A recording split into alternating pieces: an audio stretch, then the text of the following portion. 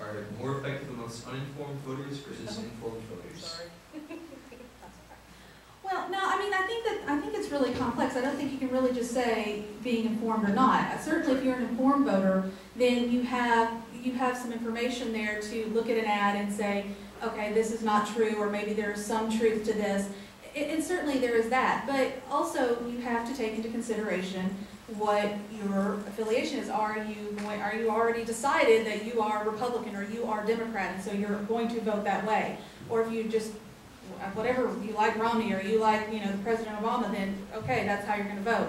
And if you've already made those decisions, then usually what you'll see is with these ads, they're not going to make you change your decision. Even if you don't really, if you're not informed, you know, if you're informed or not about the issue. Because like you said, if you grow up in a family and it's all Republican and you're like, I'm a Republican because my mom is a Republican, I may not know why, but my decision is made. Even if you see an ad that goes against that candidate, you'll just discount it. So it's not really just about informed or not. You also have to take into consideration if people have already made that decision or not. Would anybody else like to ask? Well, I'll just add in terms of what's the purpose of the ad. The purpose of the ad may not be to actually on the other side. It may be to motivate your own people.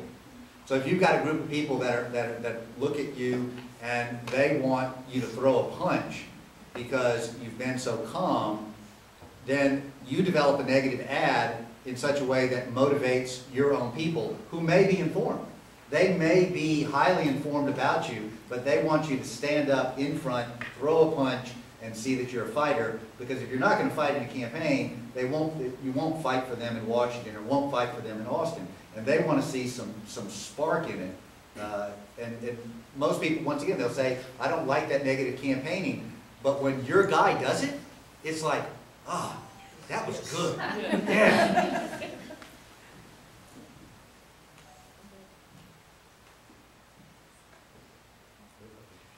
Dr. Machen and Dr. Melanson, many Americans believe that negative campaigning is a recent phenomenon.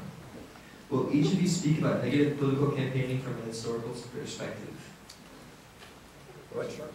How much time do I have? You know, this is obviously, it's been around. You know, the first one that comes to mind is 1800 for me.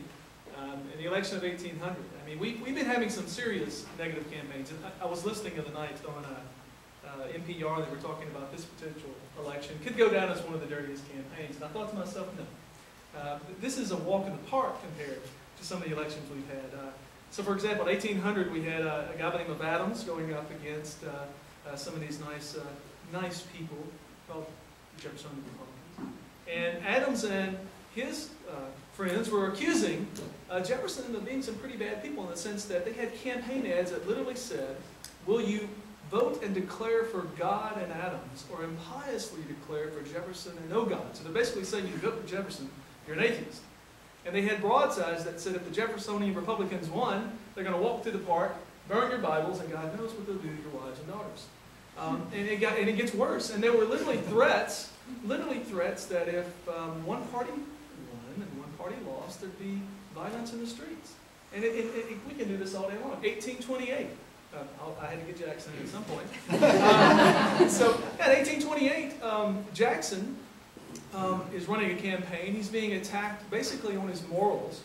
And they're dredging up a so-called affair with his wife from decades earlier, calling his wife basically a common prostitute in an election. And it gets worse. And it gets worse. And Jackson, of course, accuses his political opponents of killing his wife at the end.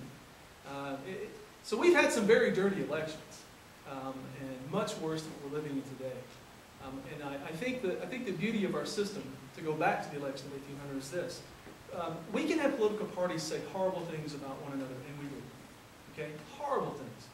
But we have a system, so far, we've had a hiccup in 60, but we've got a system that allows us to do that. But at the end of the day, we go to the ballots, we vote, we make a choice, and the next day, guess what? The world doesn't end. Right?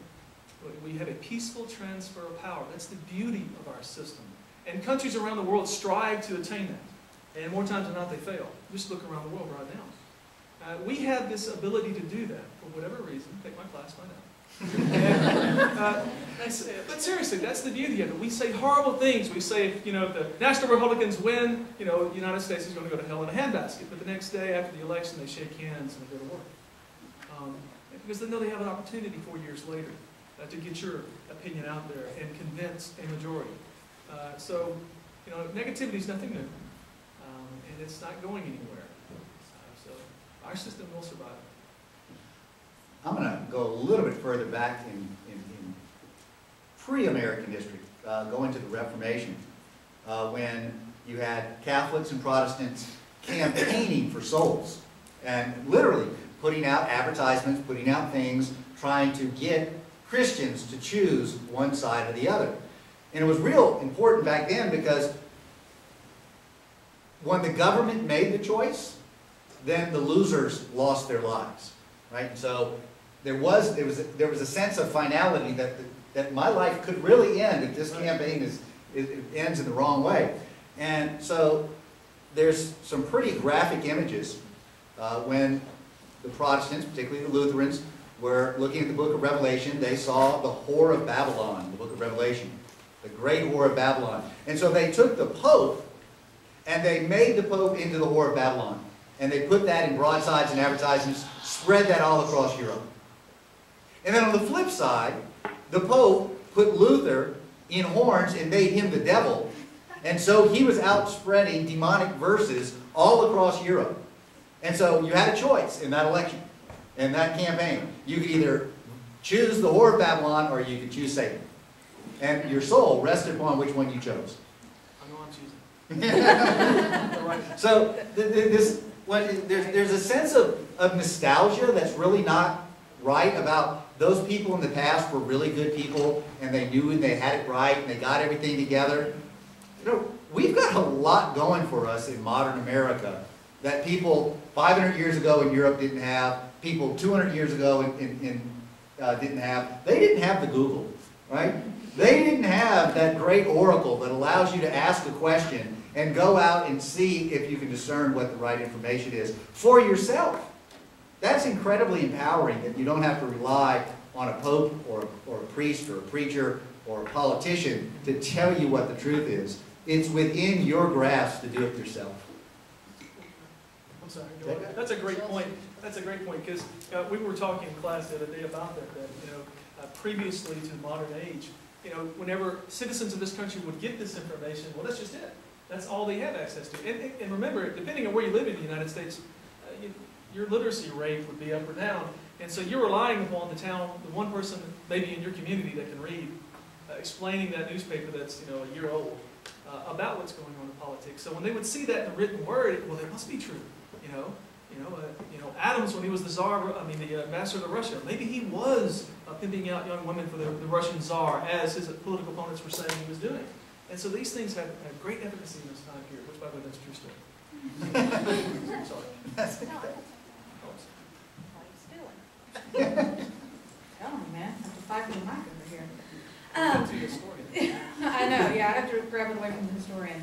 I think it's interesting. People do think that this is a recent phenomenon about this negativity, and as they've illustrated, it's not. You do see these types of negative ads, and if you look at a graph of negativity, because political scientists, we do track that, it just goes up and down. And so you see peaks and you see where it goes down very low again. Usually the more competitive the race, then the more negativity you will see out there as people are trying to get that extra vote to try to win. But we've seen some things recently that maybe feed into this perception that negativity is greater now than in the past. The Citizens United ruling, of course, in 2010 is one thing where we started seeing a lot more PACs out there, putting a lot more ads out there, and so that has contributed to it. But it's the media and the 24-hour news cycle, that has contributed to it. In the past, you didn't have that. And now you've got this 24-hour news cycle, and the media is going to take advantage of that because they want to fill every second and have a viewer every second of the day. And so they're going to try to use whatever they can to make sure that you are watching it. And if you look back to the Bush-Kerry election with the Swift Boat ads, those ads actually only aired in swing states, and only about 1 million people saw them. So that was less than 1% of the electorate. Yet Everybody across the country knew about them, and that's because of the media. And now we have the explosion of social media. And so, with all of this, and so I see it, and then I'm going to put it on my Facebook, and then so-and-so's going to put it on their Facebook, and so then when we log in, we're inundated with all of this, and it's still the same ad. And so I don't know that it's necessarily, again, something that's greater now than in the past. It's just a different environment than has been present. Dr. Melanson, as someone who's run for elective office, what motivates candidates to go negative in their campaigning and advertisements? They want to win. That, once again, the bottom line is you want to win an election.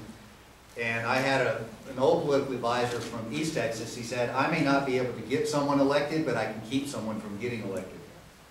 Because if you can convince enough people that that's a bad person, they won't vote for a bad person.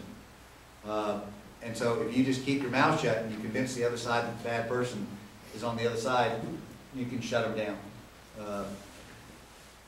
I think also in this, though, there is once again, it's carefully crafted for that truthiness quality.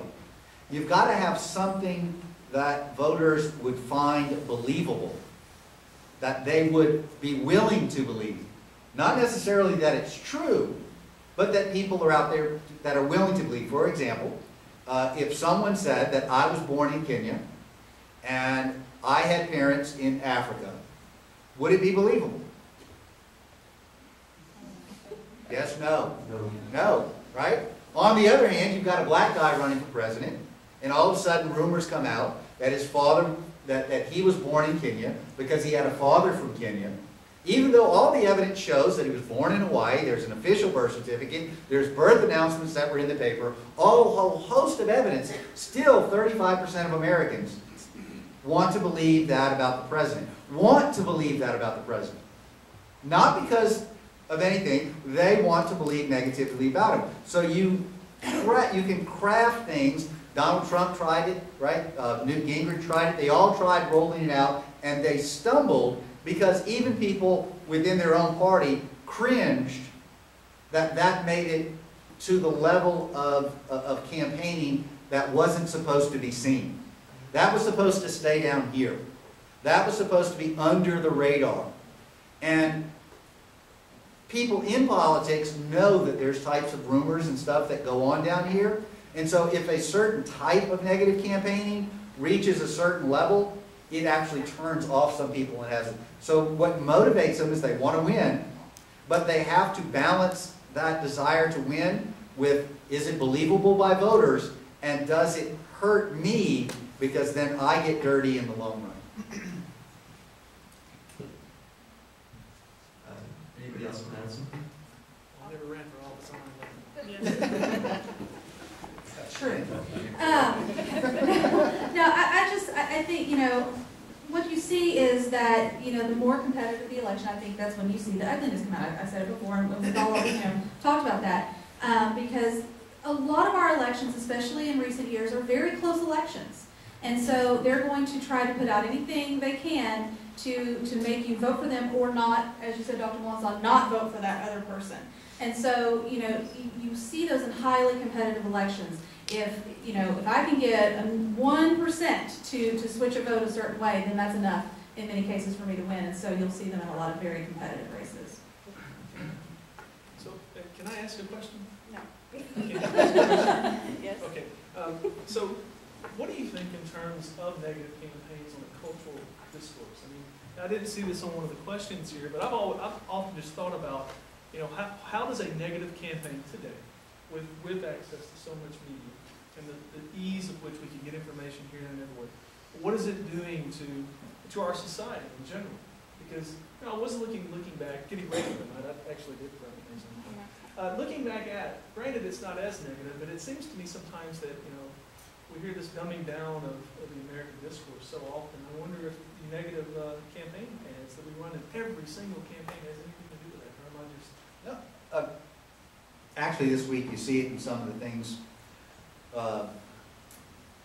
The Republican message since Ronald Reagan is government is broken and it can't work. Not that government won't work, it can't work. Government is the problem. So after 30 years of people hearing that message, all of a sudden Barack Obama has been in office for 4 years, And the Republican message is, why didn't he make it work? He should have made it work. Well, for 30 years, Republicans have been saying, he can't make it work.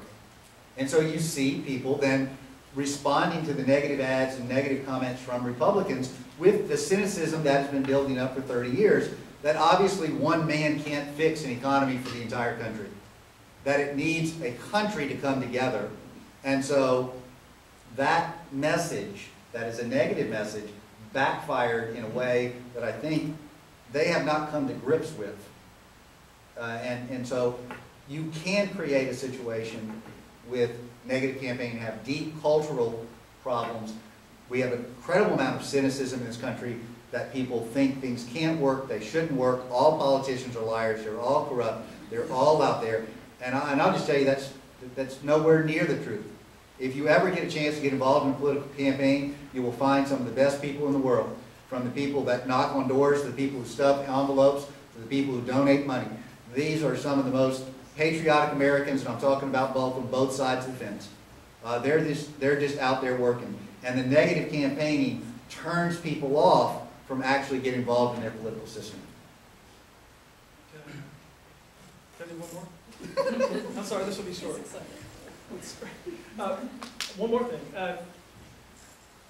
Ronald Reagan used to be able to walk across the aisle, sit down with Tip O'Neill, and work out policy legislation behind closed doors. Handshake deals, have drinks together, tell stories. And Tip O'Neill was the Democratic leader in the House during the 80s. Ronald Reagan, obviously the President of the United States with the Republican Party. They had a cordial relationship. They'd go to work, destroy one another. When the day ended, they could be friends.